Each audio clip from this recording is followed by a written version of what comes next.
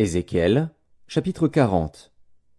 La 25e année de notre captivité, au commencement de l'année, le 10e jour du mois, 14 ans après la ruine de la ville, en ce même jour, la main de l'Éternel fut sur moi, et il me transporta dans le pays d'Israël. Il m'y transporta dans des visions divines, et me déposa sur une montagne très élevée, où se trouvait au midi comme une ville construite.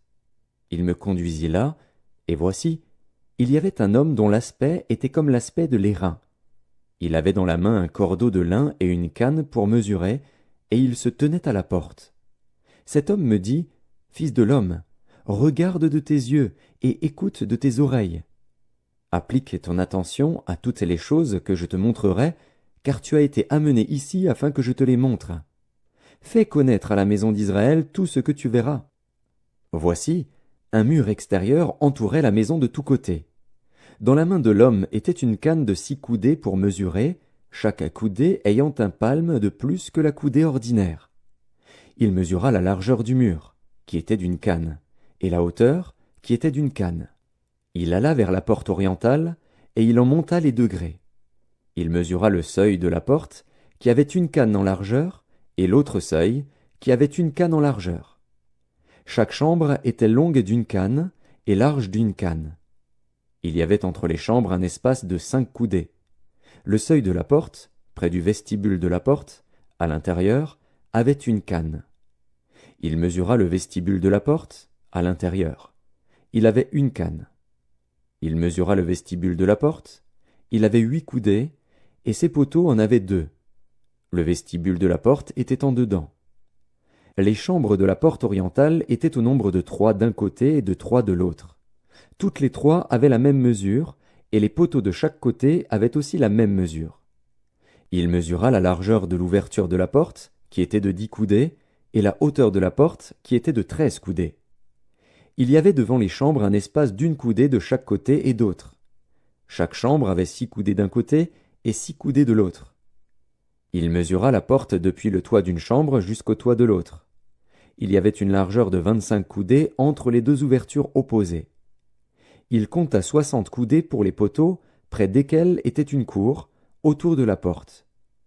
L'espace entre la porte d'entrée et le vestibule de la porte intérieure était de 50 coudées. Il y avait des fenêtres grillées aux chambres et à leurs poteaux à l'intérieur de la porte tout autour.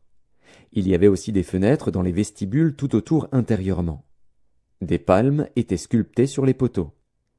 Il me conduisit dans le parvis extérieur, où se trouvaient des chambres et un pavé tout autour. Il y avait 30 chambres sur ce pavé. Le pavé était aux côtés des portes et répondait à la longueur des portes. C'était le pavé inférieur. Il mesura la largeur depuis la porte d'en bas jusqu'au parvis intérieur en dehors. Il y avait 100 coudées à l'orient et au septentrion. Il mesura la longueur et la largeur de la porte septentrionale du parvis extérieur. Ces chambres, au nombre de 3 d'un côté et de 3 de l'autre, ses poteaux et ses vestibules, avaient la même mesure que la première porte, 50 coudées en longueur et 25 coudées en largeur. Ses fenêtres, son vestibule, ses palmes, avaient la même mesure que la porte orientale. On y montait par 7 degrés, devant lesquels était son vestibule. Il y avait une porte au parvis intérieur, vis-à-vis de la porte septentrionale et vis-à-vis de la porte orientale. Il mesura d'une porte à l'autre 100 coudées. Il me conduisit du côté du midi, où se trouvait la porte méridionale. Il en mesura les poteaux et les vestibules, qui avaient la même mesure. Cette porte et ses vestibules avaient des fenêtres tout autour, comme les autres fenêtres, 50 coudées en longueur et 25 coudées en largeur. On y montait par 7 degrés, devant lesquels était son vestibule.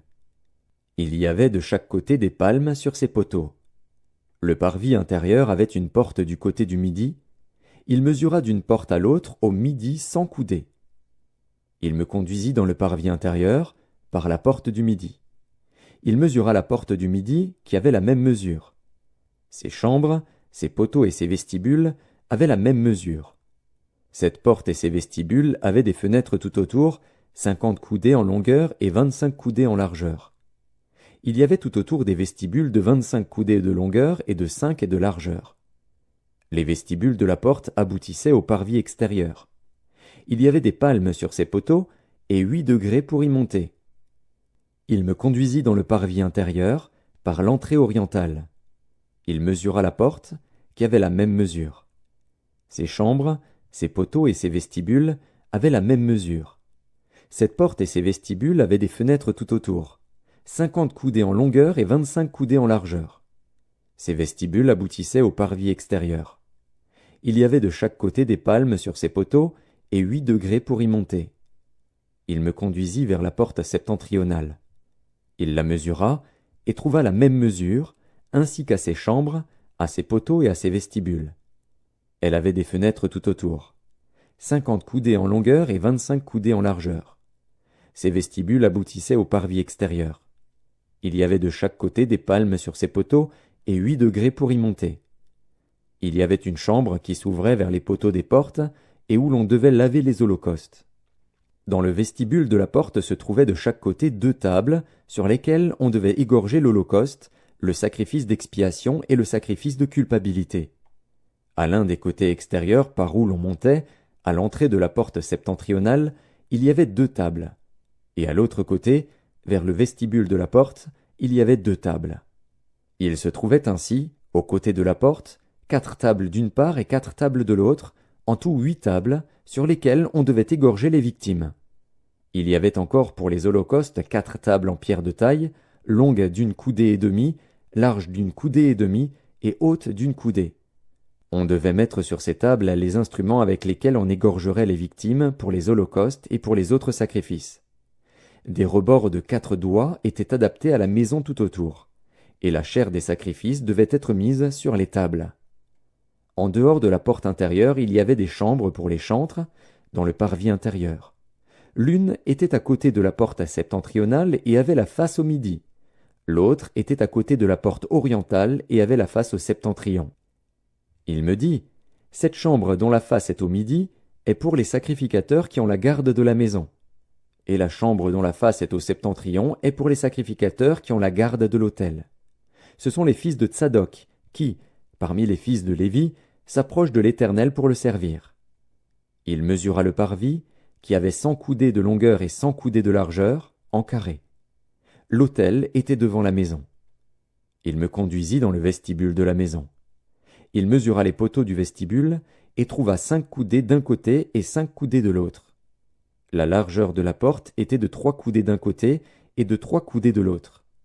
Le vestibule avait une longueur de 20 coudées et une largeur de 11 coudées. On y montait par des degrés. Il y avait des colonnes près des poteaux, l'une d'un côté et l'autre de l'autre.